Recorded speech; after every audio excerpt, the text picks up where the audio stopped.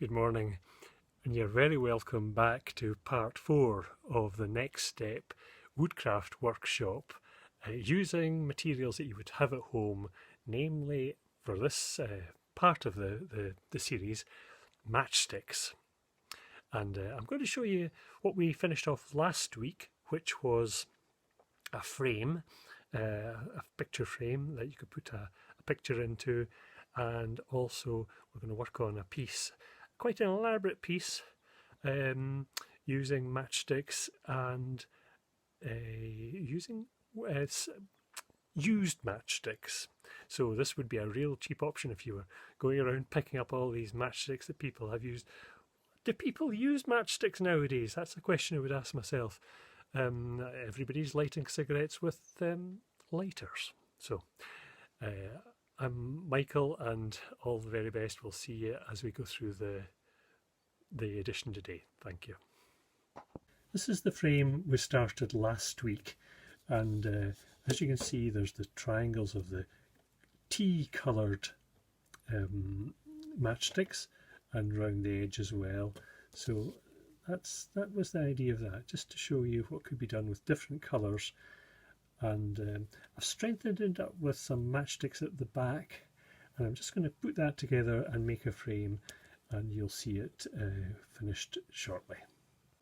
What I'm going to actually do is just stick a piece of cardboard onto the back, just fix it there, and that the matchsticks round, I've put matchsticks round 3 sides. It's open at the top, and that's because I'm going to be able to slide in the picture that I'm putting into the frame. So I'm just going to stick that on the back, leaving that slot at the top. I'm going to cut it to size, and we'll see where we go from there. So the frame is now finished. It's got its back on it.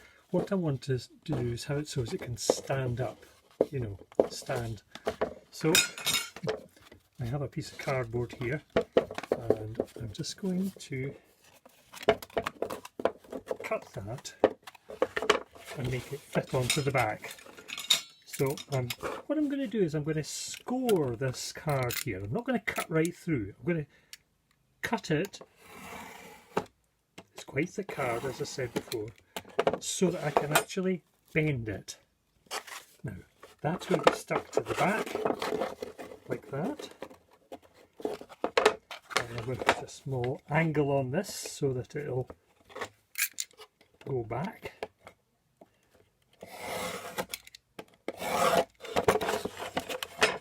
And that could be it, but that means it's standing vertically and could have a tendency to fall over. So what I'm going to do is cut a small angle off the back, off the bottom like that, so that the piece leans back. And there it is, it's standing actually, it's standing without anything. So I'll put some glue on that and then we'll finish off.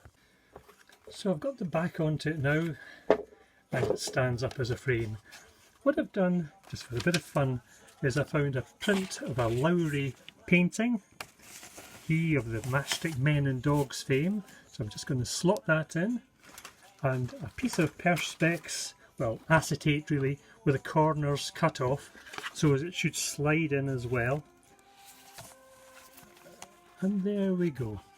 There's our completed Lowry Matchstick Men and Dog painting in a frame. So hope you'll try that yourself. Now of course you could put one of your own drawings or paintings in there and it would look splendid. So when we have that wonderful Next Step art exhibition at some point into the future, you'll be able to have our own framed works. Thanks very much.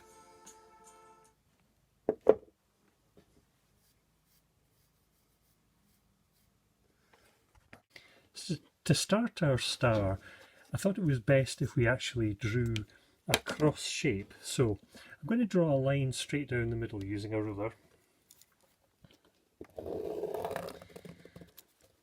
This ruler incidentally came from an old house in Bantry, and you can see the person's name on it, B. Harrington, an old wooden school ruler. Now I've got one line through the middle. I want to make a cross exactly exactly at right angles through the middle.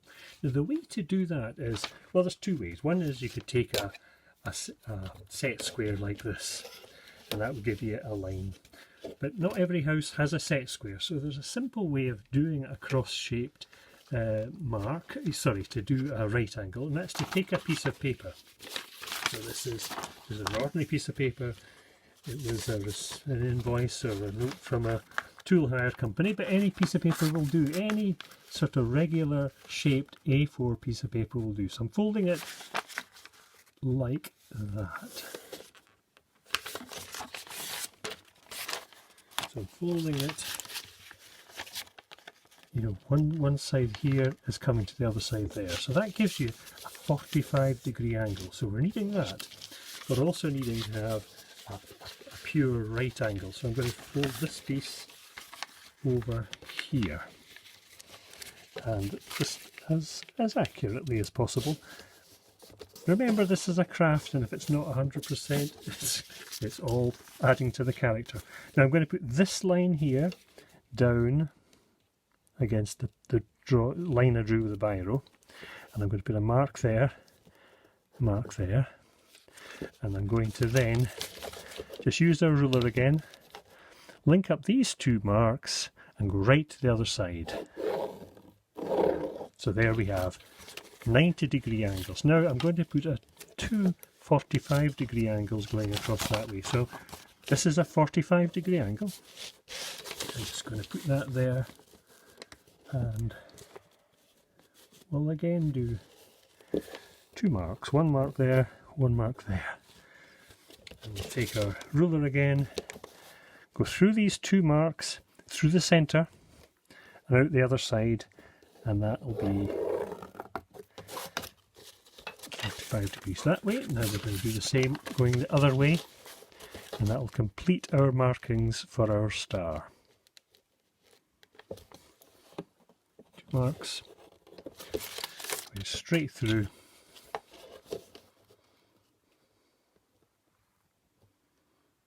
Important you get the ruler matching up onto these marks accurately through the centre.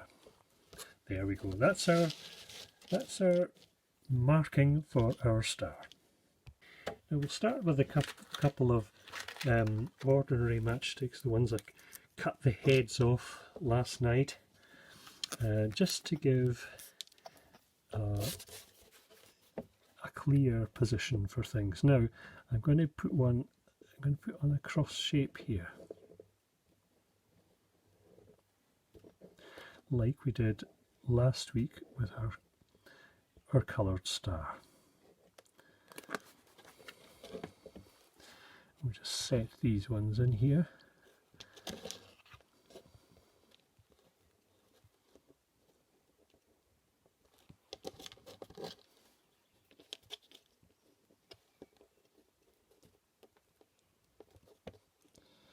The good thing about this glue is it dries clear, so if it gets onto the matchsticks, it won't make any difference really at the end of the day. There we go. Now, here are some matches that I've burned, and I'm going to put these in this position here.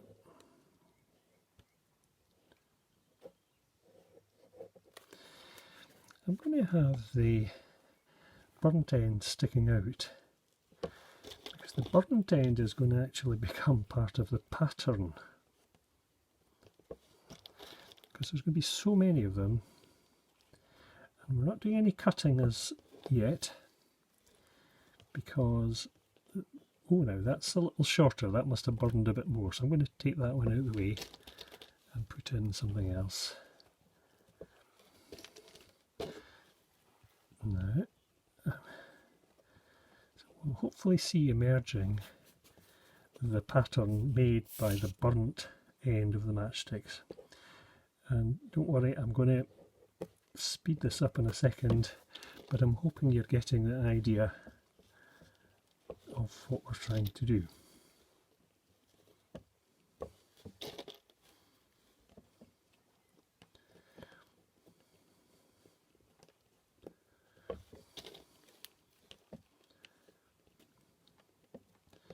Right, I'm going to speed this up now, and so hopefully it'll be more interesting.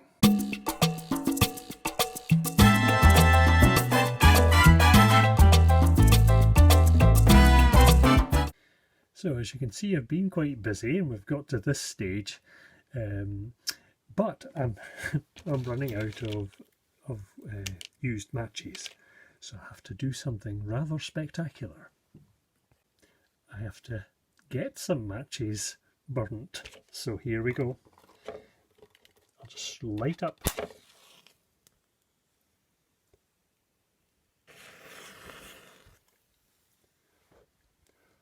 And then you blow them out after they're done. So there's a few, and I need quite a few more, so I'm just going to keep on working away, making some piles of matches.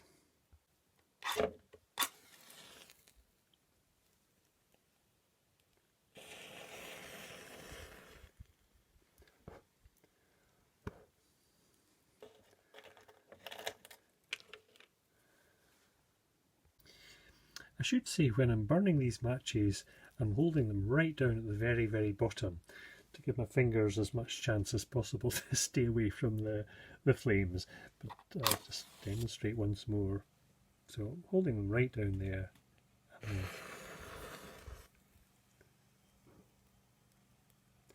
let them burn for a second or two, and then give them a blow out.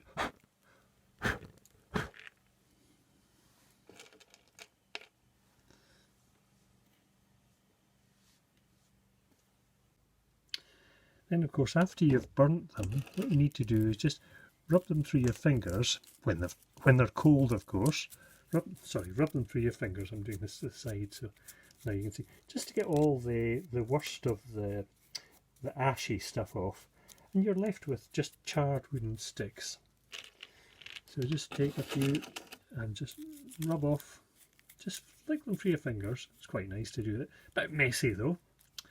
So, but anyway, it's just charcoal, and then they're ready to use. So that you can see all the charred bits have gone off the edge.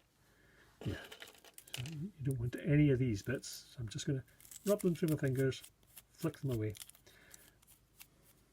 and then ready to use. The second stage is to do some matchsticks into the corners. So we just work away here.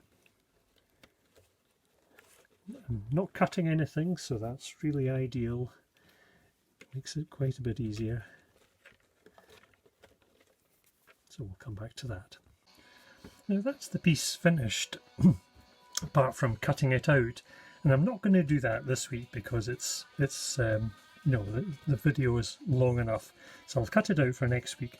But that's everything all fixed down, and you can see the lovely pattern where the charred wood gradually fades down. You know, it gives really a nice effect. So we'll cut that out for next week, and I hope you're satisfied with that. Not a bit of cutting involved. Until next week, all the very best.